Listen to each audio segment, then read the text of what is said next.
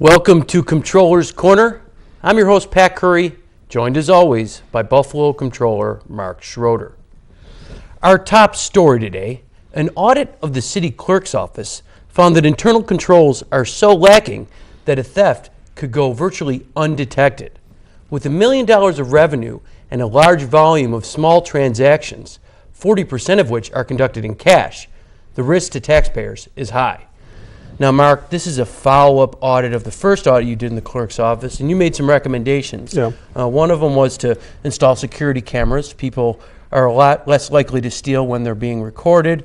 Another recommendation you said was to use security paper, numbered security paper, and to record those numbers when they're purchased or voided, and then to reconcile that list. You're working with the clerk's office, and there's some progress on getting on board, but largely the recommendations you made have not been followed, and that creates a huge risk for taxpayers because theft could go undetected the way the system is set up now. Sure. So I believe that there is a disconnect within the city clerk's office. The city clerk has been extremely responsive. And as you noted, we have done what I call anniversary audits. So when we do an audit, we just don't do it one time. We figure things out, and then we say to them under the umbrella of findings, and then we offer solutions. And so I believe that there's a disconnect because I know the charter better than most. And when I read the charter, it's clear to me that vital statistics would be under the deputy clerk. Mm-hmm. That's where I believe there could be a disconnect. Now, we'll know more this week because you will be representing me, and the city auditor will be going to a finance meeting with the Buffalo Common Council. We will be talking about this audit. If I feel that the deputy clerk, who is in charge directly to many of the things that you're talking about, having to do with the licensing and also the exchange of money, that's where I get concerned, is where there's a money exchange. And if there's a potentiality of missing money, then I get even more nervous. And I expect them to be responsive to our audit. And during the meeting this week, if I feel they're nonchalant and they're not that worried about it, then I will take it to the next level, because I will not allow the potential of taxpayer money to be missing one floor below the one floor above the comptroller's office. Now, you mentioned the importance of getting all the clerk staff on board, the ones who have to carry out these recommendations, but also above the clerk is it was under the direction of the City Common Council, right. And it's important that the Common Council really pay attention here and really demand that these recommendations take place, because ultimately, that falls under the council of the clerk's office. Yeah. And if there were some misappropriation, theft of funds, the council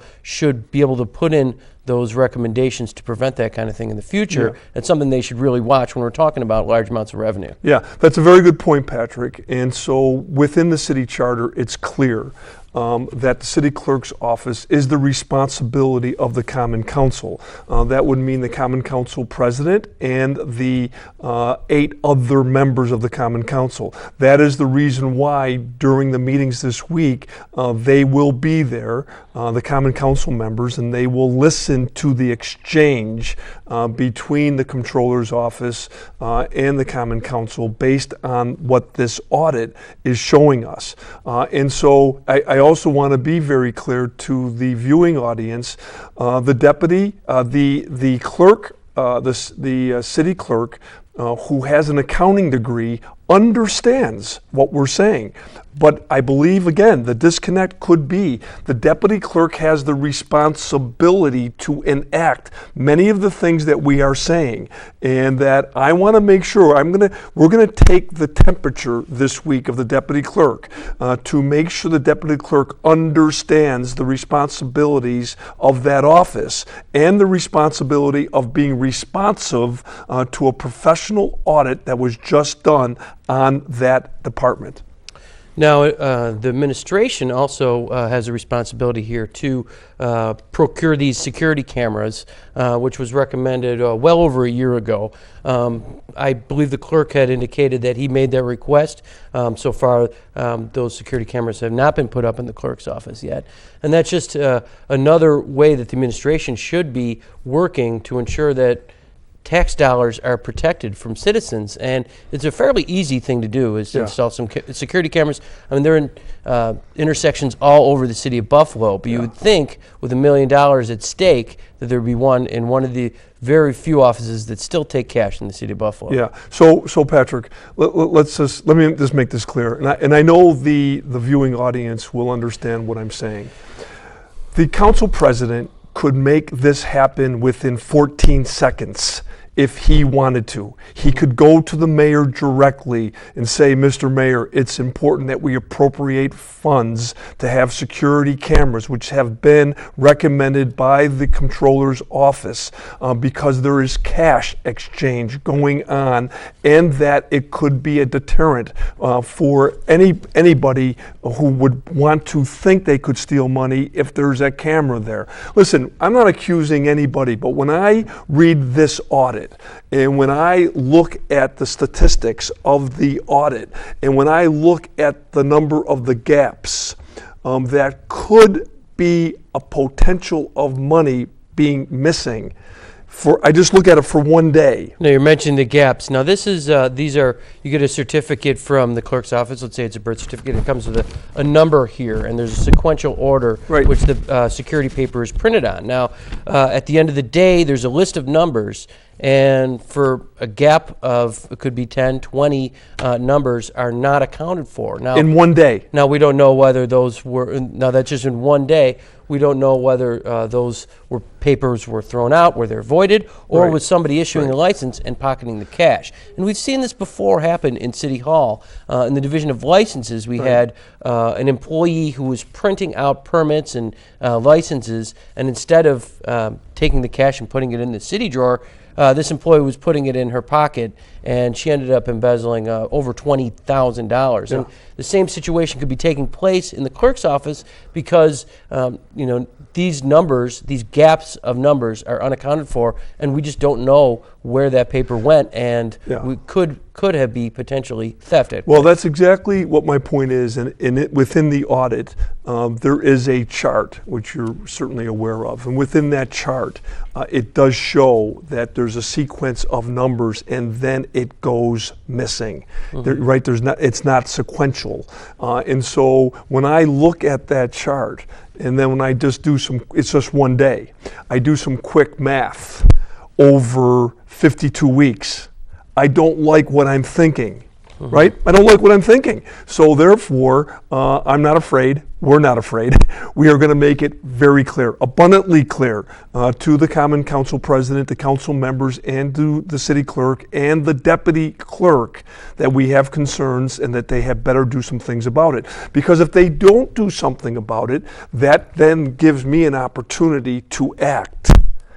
And I shouldn't be the one acting. It's the policy makers who should be making the different provisions to protect the taxpayers' money. They shouldn't put me in that role. But if they want to put me in that role, I'll go there. So, speaking of protecting taxpayer dollars, you're also doing an audit of procurement in the city of Buffalo. There was big news in the paper over the weekend that there was some procurement issues with the Buffalo Municipal Housing Authority, whereas the lion's share of cleaning money, over $400,000, were going to a company that was just founded by a brother of an employee of the BMHA, who's got all this work as soon as that employee got the ability to dole out these under $2,000 cleaning jobs. Now, this could be another area where your office looks at BMHA, and we've seen multiple problems at that agency, but it's something that taxpayers need to be protected, whether it's the city of Buffalo or one of their agencies like the BMHA. Yeah. So, I mean, Patrick, we have done a number of different audits within the BMHA. the Buffalo Municipal Housing Authority. But let's be real clear. Let's just be candid about this. When the interim executive director suggested in the paper that he wasn't really aware of these different contracts, which one you mentioned $400,000, but there's several others that would exceed $1 million. When he's not really sure of this, or he's concerned that there may not be best practices, stop it. Just stop it. The mayor has the responsibility of the Buffalo Municipal Authority. He has the responsibility. He selects all of the board members except for 2 that are selected by the tenants. The mayor, has the responsibility of picking the executive director and the management team. So stop it that you don't know that this is happening. It's happening. It's been happening. It's something that has been talked about from our audits. It's something that has been talked about from the tenants who live in the 28 different housing developments across the city of Buffalo. They're not happy with living conditions, and they're also not happy with services rendered. And so when there is this going on where there's wink, wink, elbow, elbow, and they're going to contractors who have relationships within, and they don't really care in terms of the work provided for those people who live in the housing developments, it's a bad day. And the only one who can really do something about this is the mayor, period. And we found that some of the invoices and some of the jobs were split up into separate jobs, even for the one same apartment, in order to avoid bidding in this process. So essentially, the $400,000 was given away in no-bid contracts in smaller portions to avoid the bidding requirements that's supposed to protect the public. Yeah, Patrick, what I'm going to do here, though, is I am going to give the mayor the benefit of the doubt. The mayor did say about a year ago that he was going to make some decisions and changes, and that he was going to bring in some very skillful board members to make sure that they do an assessment and that they figure this out. And so the Italians have an old saying, Roma non fu fatta in un giorno, which means Rome wasn't built in a day. So it may take some time to do this, but I am going to hold the mayor accountable to what he said a year ago, that he is going to bring in professionals to make an assessment and to try to do better. To do better for what? For the citizens who live in the public housing across the city of Buffalo. They deserve better than what they've received over the last decade, and the mayor has a responsibility to fulfill his promise that he would do something about this. Now, you mentioned taking time in BMHA. Another thing that has taken a lot of time is for the city to get paid back the $4 million that the BMHA owes taxpayers. And while BMHA has acknowledged that they do owe the city this money, they still haven't paid the city back, even though they have been selling assets, and they just sold Kensington Heights, I think, for $1.4 million. Taxpayers are still wondering, when did they get their money from BMHA? Yeah, so it's just a total lack of communication, and that the Buffalo Municipal Housing Authority board and the management team, they arbitrarily decided that they weren't going to pay that they were going to waive that. And Patrick, this goes back so long ago that I'm getting really tired of even talking about it, but quite frankly, they waived it. They didn't have the responsibility to do that. The only body that has a responsibility to do that would be the Buffalo Common Council, and they were all sleeping at the switch. They were sleeping. And now that we've awakened them and we've told them about it, there doesn't seem to be any sense of urgency to do anything about it. So it's just $4 million that's just kind of missing, and that's not going to be coming back to the city of Buffalo, which I think is disrespectful to the citizens of Buffalo. And it's emblematic of things we've seen where something creates a furor, and then once that dies down, it's all forgotten about, and there's no follow-up there. But you're going to ensure that there's follow-up there, because you're going to continue to bring this to the council's attention and to the public's attention, that the city taxpayers deserve this money and they need to be paid back. Yeah, someday I wish the press would go to the 28 different housing authorities, developments across the city of Buffalo. There are citizens who live within the developments who are very vocal, and they have a lot to say, and they understand what is happening where they live, and they've offered suggestions, and nobody is really responding to them.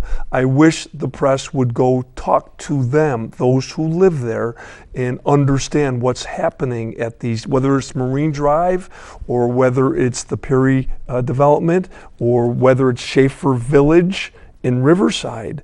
I wish the press would take a look to see what's happening there. Well, Mark, we got to take a brief break. Okay. When I come back, I want to talk about the Dillon Courthouse. Okay. Stay tuned for more Comptroller's Corner after this message. Bye-bye. Welcome back to Comptroller's Corner. The city of Buffalo took ownership of the Dillon Courthouse, a former federal courthouse, and plans to convert it into a police and fire headquarters. However, progress has been very slow on this conversion, and the price tag, which started at $3.5 million, has now increased to $6 million and counting. Now, Mark, anybody could envision converting a courthouse into a police and fire headquarters. Wouldn't go smoothly and would probably cost more than what the initial estimates were. Yeah. But you are very concerned about this. Not only is this delay causing some issues and cost issues, but also the delay in bringing police headquarters over there has delayed the sale of the police headquarters building. That's what I'm concerned about, Patrick. And that was supposed to take place. City officials had said that it would go on the market this month in July 2018. Right now, it looks nowhere close to being vacated, at any point, and probably won't be sold until maybe next year if we're lucky. And that's a $3 million that the city was relying on in the current year budget in order to balance this huge budget gap that they have. Yep. So now we know that the fire headquarters are not moving. The city's going to keep that building. The city's having problems getting out of police headquarters, and now there's this third building that's costing the city millions in taxpayers. So the idea of this was supposed to be a more efficient operation. Yeah. We're going to take two buildings and turn them into one. Right now, the city took two buildings, and now we have three. Yeah. So there has been drama right from the beginning, and the drama needs to be worked out by the policymakers. The policymakers are the mayor and his commissioners, and also the Buffalo Common Council. And I hope they understand that they need to work this out. When the comptroller and the comptroller staff gets worked up, it's because of what they say that should happen within the budget year in terms of revenues coming in, right? So that's what I'm concerned about. There's the beautiful old police station that is totally occupied right now, this minute, we're in July, right, with police officers and with staff. And they have to vacate that building and move in to the old federal courthouse, right? And so that looks to me, that's going to take a long time. So why am I concerned? Well, what I'm concerned is that the old police station, once it becomes the old police station, is prime real estate. And so that means that we have to have negotiators, and we have to have somebody who understands how to sell this beautiful building and to get top dollar for the citizens of Buffalo, and then help the budget that was presented and adopted by the mayor and the common council. When I see these delays, it concerns me because, as you know, we looked at the budget closely and we suggested there's anywhere from $30 to $40 million of revenue that we're not quite sure about that's going to come in. Over the course of the last several years, when they've budgeted land sales, they've come in way under what they say they want to achieve. So that's concerning for me, especially when the citizens of Buffalo know that there's no more savings. The mayor and the common council, they have used all of the reserves.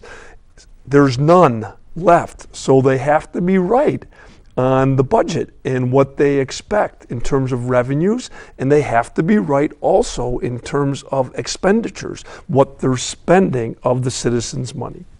Now, you mentioned the lack of money coming in from land sales, but it's been budgeted at really high numbers, $7 million, $8 million a year, but the city really only brings in about $1 million a year and never more than $2 in this area. So we have a situation where millions upon tens of millions of dollars has been budgeted and is not coming in, yet the city continues to budget high numbers for this budget line, and it's not ever happening, and it doesn't look like it's going to happen anytime soon. I'm hopeful that it will happen. I'm hopeful that the vision that the mayor and the common council have comes through. I want it to work, but as we move through this fiscal year, right, and we're almost a month in already, so that means there's 11 months to go.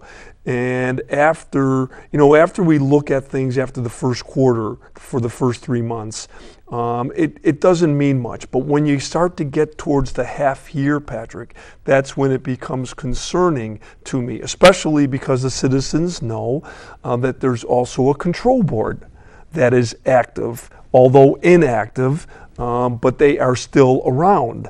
And even though they're advisory right now, that if things really start to go the wrong way financially for the city of Buffalo, the control board could go back into a control period.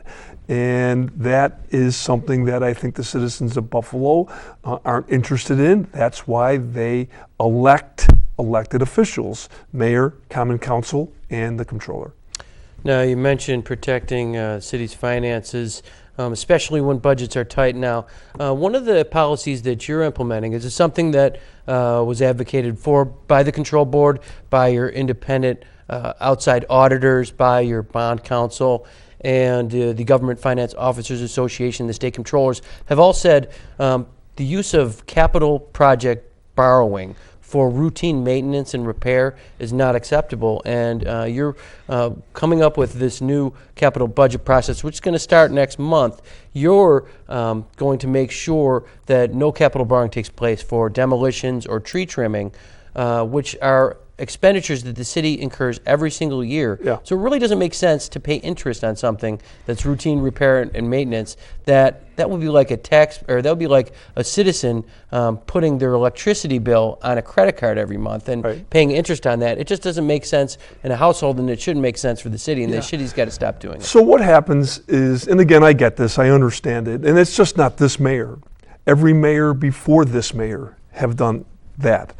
Governors do it. They try to figure out ways, loopholes, to figure out ways to do things like that.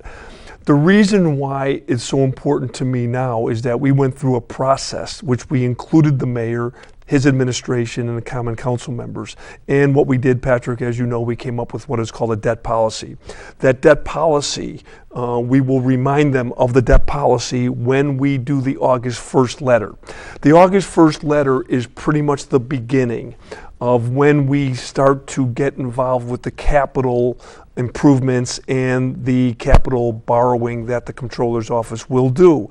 So we're making it very clear August 1st that all we're simply doing is staying to the debt policy of which everybody in City Hall has agreed with. And so that's what we're going to do. Now, in past years, I've felt that they shouldn't be using money in an inappropriate way, bond money, in an inappropriate way. But I was reluctant to really push them because I felt it needed to be clear in the debt policy. Now that it is, there's no excuse. And this is part of your effort of reshaping the city's debt practices. When you first started, the city would borrow a lot of money and would never spend all the money they borrowed. So you cut back on the borrowing and say, prove to me that you're going to spend this money in a timely fashion. And that has led to greater control and stability in the city's debt. And we're taking out debt for things that we're spending money on. And we're not just having money sitting in the bank. And it also has allowed you, these practices, limiting debt, allowed you to reduce the city's debt burden by over $100 million in your short time as controller. role, and you're going to continue to be a hawk when watching over this debt. Of course. So previous controllers, they would go to the bond market every year for $27 million, 22 for the city and $5 million for the school district. I've been the controller for 7 years. Not once have I gone to the bond market for the school district. And the reason is because we've been very smart in how we do refundings that yields over $100 million to the school district. Previous controllers would go to the market for the city, $22 million every year. No, I'm not doing it. Why would I? Why am I borrowing $22 million when the city's only spending maybe $15 or $16 million per year? Why would you do that? No citizen would do that. So we've stopped that. And so now every year we bring something new to the table, but we always communicate with them. We don't want them flat-footed. We don't want to shock them or say, we got you. We're not trying to do that. We're just trying to do a better job for the administration in terms of some of the things that they have to consider. Now, Mark, we only got a minute left. You've been out in the community. What's going on out there? Yeah, so I go to community events. Yesterday was a very moving day. Chief Tom Moran died at the age of 49 within the last several months. And so the police officers and the Buffalo community came together for his family yesterday at Coca-Cola Field where the Bisons play. Patrick, I've never seen so many people and so many police officers across the city of Buffalo showing their support for Tom Moran's family. So it was a very, very moving day. And also, I just want to point out that in the studio today, we have your daughter, Evie Curry, and we also have the Mayor Summer Youth Program young ones who are doing great work here at the Apollo Theater. And we're so proud of you, and we're so glad that you're here. And I just want you to know that your parents and your grandparents are proud of you too, so keep it up, and then good luck back in school in September. That's all the time we got. Thanks for joining us, Mark. Thanks for joining us at home. On behalf of Mark Schroeder, Evie Curry, and the Summer Youth Kids, this is Pat Curry signing off.